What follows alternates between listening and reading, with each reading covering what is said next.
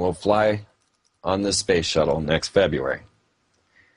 The Alpha Magnetic Spectrometer, the AMS-2, is aimed at learning more about the origin and structure of the universe by observing antimatter and dark matter. It may even detect an anti-universe made of antimatter.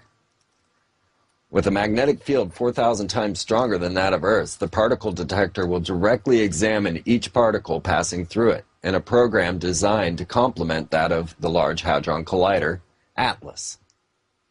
It will also gather information from cosmic radiation sources on stars and galaxies millions of light years away. The ISIS is the only place where it can be installed due to stability reasons and long-term exposure. But it's expected, the Alpha Magnetic Spectrometer is expected to remain active for the entire lifetime of the International Space Station and will not return to Earth. Now, there's been much seeking of dark matter. The other was the RHIC, the RIC experiment, going in with their Phoenix and Star, colliding gold particles together, and they being the first to announce that they had found this dark matter on Earth.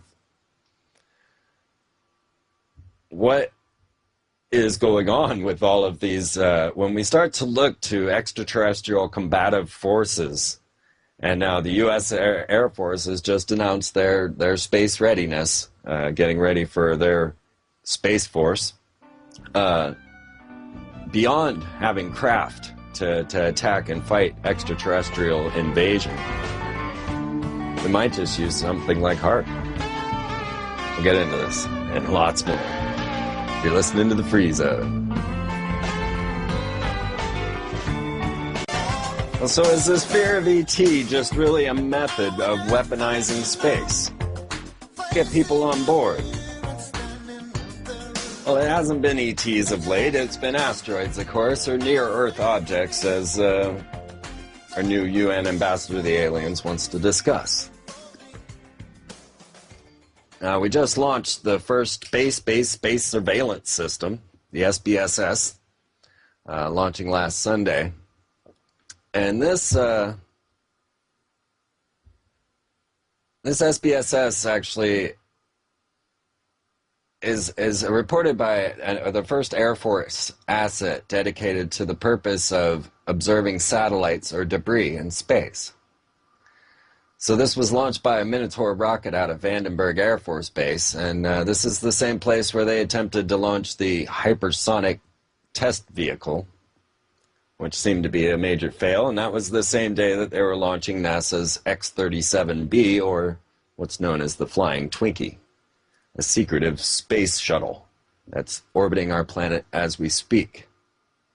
And now they've got the SBSS up there, and they're getting ready for Air Force Space Command's first Space Operations Squadron to interface with this satellite.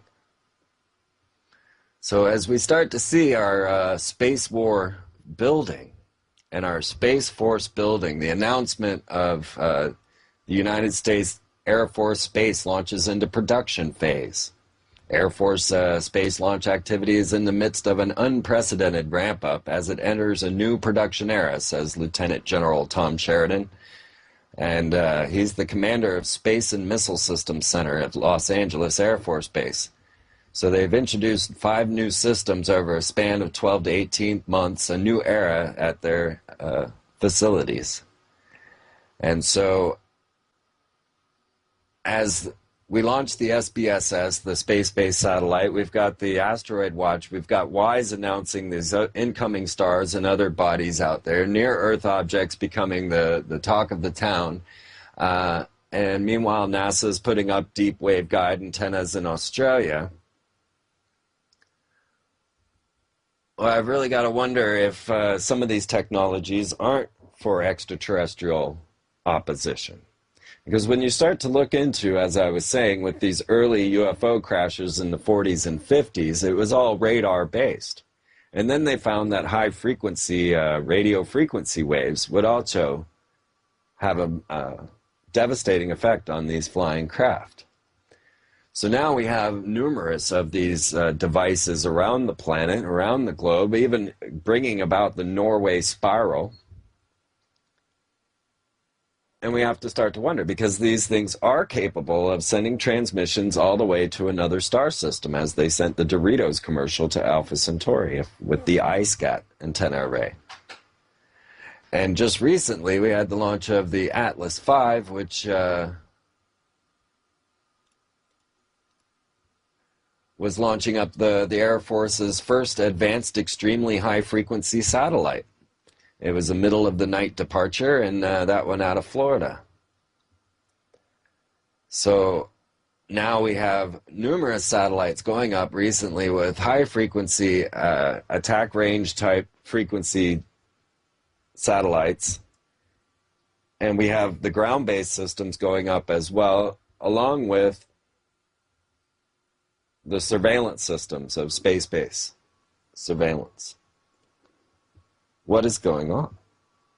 Meanwhile, we get all of these ET announcements, the fear of UFOs deterring our nuclear programs. That was all over the news. What would happen? That's always my biggest question, is what would happen? How would people react? Would we stop and think about our lives? Would we stop and wonder why we are doing what we are doing? Would you go to work that day?